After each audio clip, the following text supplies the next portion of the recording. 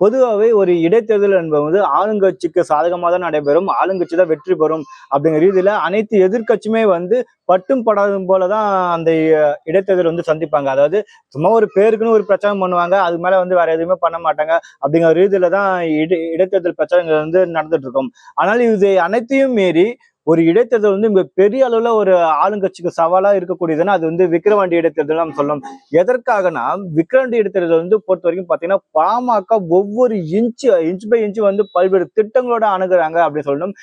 மருத்துவர் அன்புமணி ராமதாஸ் தொடர்ச்சியாக அந்த இடைத்தேர்தல போயிட்டு வேட்புமனு தாக்கல் செய்வதிலிருந்து அங்க இருக்கிற வேட்பாளர் அறிமுக கூட்டம் வரைக்கும் மருத்துவர் அன்புமணி ராமதாஸ் கலந்து கொண்டு தன்னுடைய பங்களிப்பு கொடுத்துட்டு இருக்காரு. தொடர்ச்சியா தொண்டர்களுக்கு ஒரு உற்சாகத்தை ஏற்படுத்தி கொண்டிருக்காருன்னு தான் சொல்லணும்.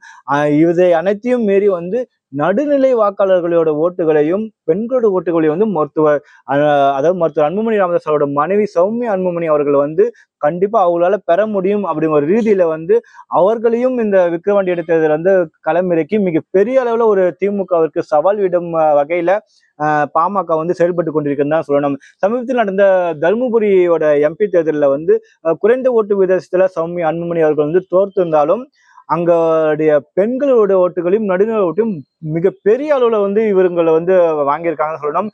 ஏன்னா 3 சட்டமன்ற தொகுதியில முன்னர் சௌமியா அன்புமணி அவர்கள் முன்னணியில வகிச்சிருக்காங்க சொல்லணும். கடந்த தேர்தலை காட்டிலும் இந்த தேர்தலில் 60 தொகுதியில கூடுதலான வாக்குகளை பெற்றிருக்காங்க. பல்வேறு நபர்களுடைய அதாவது அந்த நடுநிலை வாக்காளர்களுடைய வாக்குகளை சௌமியா அன்புமணிகள் பெற்றிருக்காங்க. பெண்களோட அன்பை மிக பெரிய அளவுல சம்பாதிச்சிருக்காங்கன்னு தான் சொல்லணும். அந்த அளவுக்கு தருமபுரியில மிகப்பெரிய அளவுல திரும்ப களப்பணி செஞ்சிருக்காங்க. தருமபுரியில மக்களுக்கு நன்றி தெரிவிக்கும் நிகழ்ச்சி முடித்த உடனே விக்கிரவாண்டியில கண்டிப்பா கிளம்பி வருவாங்க.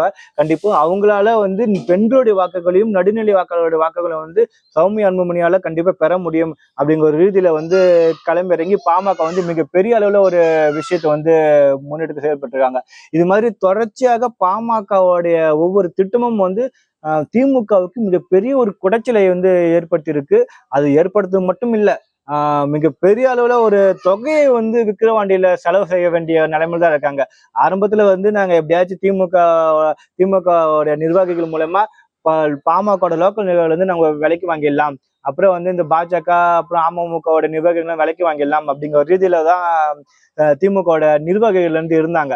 ஆனால் பார்த்தா பாமகவோட ஒவ்வொரு மூவ்மெண்ட்டும் பார்த்தா திமுகவிற்கு மிகப்பெரிய அளவுல ஒரு தலைவலியா தான் நிக்குது. கண்டிப்பா இந்த இடைத்தேர்தல் மிக சுவாரஸ்யமாக போகும். திமுக வென்றாலும் இங்க குறைந்த வாக்குகள் வித்தியாசத்தில் தான் ஜெயிப்பாங்க அப்படிங்கிற மாதிரியான கள நிலவரம் தான் இப்போதைக்கு விக்கிரவாண்டியில வந்துட்டு இருக்கு.